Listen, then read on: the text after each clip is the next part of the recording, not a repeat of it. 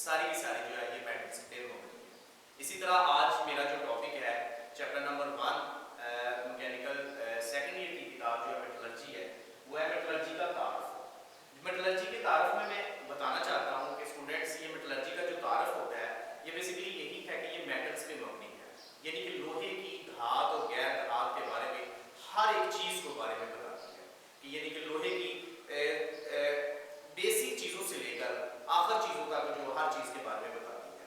लोहे के बारे में बताती है, स्टील के बारे में बताती है, रॉट आयरन के बारे में बताती है, पिग आयरन के बारे में बताती है, तांबे के बारे में बताती है, सोने के बारे में बताती है, यानी कि हर चीज़ के बारे में, धात और गैर धात के बारे में मेटलर्जी जो है हमें ये सारी चीज़ों के बारे में रूनुमा करवाती है। इसी तरह जब हम इसकी तारीख की बात करते हैं तो ये तारीख में जब हम देखते हैं तो आज तक जो है 126 धातें जो है वो जो है कुछ दरियाफ्तशुदा है और कुछ गैर दरियाफ्तशुदा है। आप जैसा कि आप देख सकते हैं कि जो हमारी धातें हैं वो दरियाफ्तशुदा हैं, वो 96 धातें हैं जो अभी तक दरियाफ्त हो चुकी हैं और 30 ऐसी धातें हैं जो गैर दरियाफ्तशुदा हैं जो अभी तक दरियाफ्त नहीं की गई। इसके बाद मेटलर्जी की जब हम तारीफ देखते हैं तो मेटलर्जी की जो जान है वो 3 बातों पे है। धातों को जमीन से निकालना, उनको साफ करना और उनको मुख्तलिफ इश्काल में डालना। स्टूडेंट्स जब हम धातों को जमीन से निकालने की बात करते हैं तो बीए मैकेनिकल के स्टूडेंट्स होते हुए आपको पता होना चाहिए कि खुदाई करके कानूनी करके हम जो धातें जमीन से निकालते हैं वो इस सारे अमल को धातों से जमीन से निकालना कहते हैं। जैसे कि हम खदोखाल करते हैं, कानूनी का प्रोसेस करते हैं, मेटल्स को जमीन से जब निकालते हैं तो वो रॉ मटेरियल होता है। आपका ये सवाल है कि ये रॉ मटेरियल क्या होता है? रॉ मटेरियल बेसिकली वो मटेरियल होता है कि जिसमें दो या दो से ज्यादा धातें और गैर धातें आपस में मिक्सचर की सूरत में हमारे पास मौजूद होती हैं, वो गैर मटेरियल कहलाती है। ये धातों को जमीन से निकालना है जो हम कानूनी के जरिए से निकालते हैं और उनको साफ करना। अब मेटलर्जी की जबान में हम इसको कैसे साफ करते हैं? 2 तरह के मेथड होते हैं जिसके जरिए से हम मेटल्स को साफ करते हैं।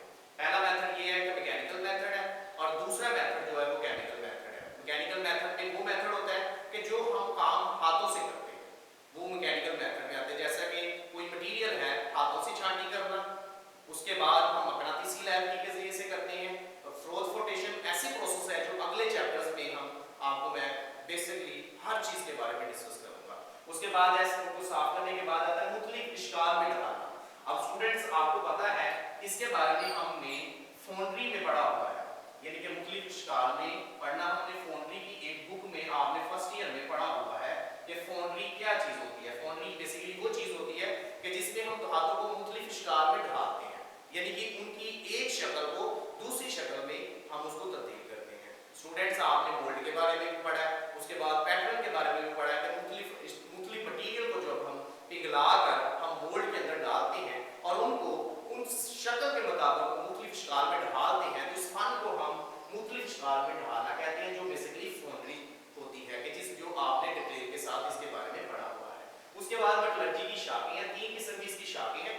पहले नंबर पे है मैकेनिकल मेटलर्जी, दूसरे नंबर पे है फिजिकल मेटलर्जी और तीसरे नंबर पे है केमिकल मेटलर्जी। बेसिकली ये 3 ऐसी शाखें हैं जो हम मेटलर्जी में सीखते हैं। पहले नंबर पे है मैकेनिकल मेटलर्जी,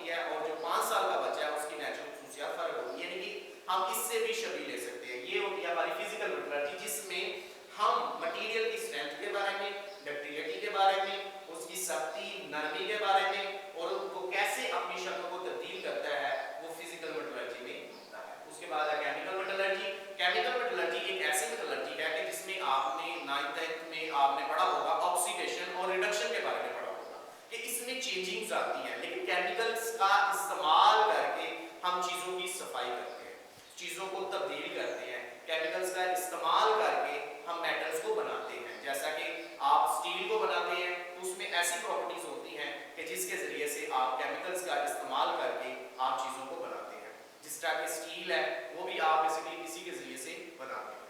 उसके बाद जब हम देखते हैं तारीख में कुछ गैर दरियाफ्तशुदा है और कुछ दरियाफ्तशुदा चीज़ें हैं, वो 96% ऐसी हैं जो कुछ जो है वो दरियाफ्तशुदा है और कुछ जो है गैर दरियाफ्तशुदा है।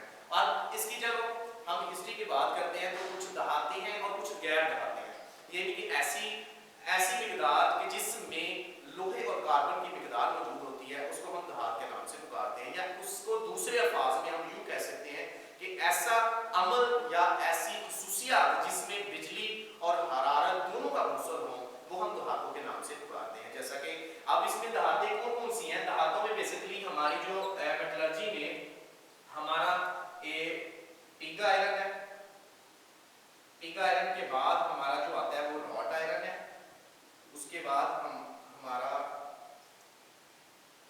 ये दो किस्म के आयरन है और भी बहुत से आयरन है जिसमें आयरन की मिकदार मौजूद होती है, जिसमें लोहे की मिकदार मौजूद होती है, वो हमारी दहातें होती हैं। और जिसमें ये मिकदार मौजूद नहीं होती, यानी कि लोहा मौजूद नहीं होता, वो गैर दहातें कहलाती है। जैसा कि आप देख सकते हैं सोना होता है, सोना, चांदी, सिल्वर, तांबा, यानी कि ये ऐसी चीजें हैं या ऐसा मटेरियल है कि जो बिल्कुल खालिस होता है, जिनमें ये यानी कि लोहे की मिकदार बिल्कुल मौजूद नहीं होती, तो ये हमारी गैर दहातें हैं।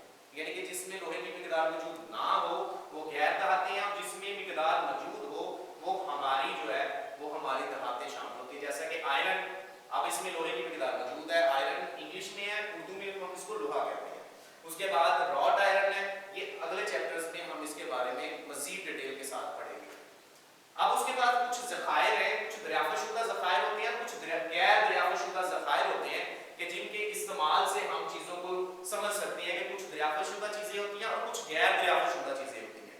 दरियाफ्तशुदा वो ज़खायर होते हैं कि जिन्हें हमें खुद से चीज़ों को दरियाफ्त करना पड़ता है, और हमें कानूनी का जो मैंने पहले स्टार्ट में बताया है कि कानूनी के निज़ाम के ज़रिए से हम मेटल्स का क्या करते हैं, बेहतर से बेहतर तरीके से शेड्यूल बना के हम निकालते हैं। उसके बाद गैर दरियाफ्तशुदा वो होती हैं कि जिनको हम नेचुरल तरीके से चीज़ों को तैयार करते हैं, रॉ मटेरियल से लेकर मेटल के इंतहा तक लेके आते हैं। जैसा कि जब हम ज़मीन से मटेरियल को निकालते हैं तो बेसिकली हमारा जो मटेरियल होता है वो रॉ मटेरियल होता है, और रॉ मटेरियल को हम मुख्तलिफ तरीकों से साफ करके हम उसको दहात तक लेके आते हैं। जैसा कि जब हम उसको ज़मीन से निकालते हैं वो गैर मटेरियल होता है, गैर मटेरियल से फिर वो मटेरियल बनता है, मटेरियल के बाद वो एक लोहा बनता है, तो लोहे के बाद एक रॉट आयरन बनता है, रॉट आयरन के बाद डिफरेंट वो कैटेगरीज में जो है वो तब्दील होता जाता है।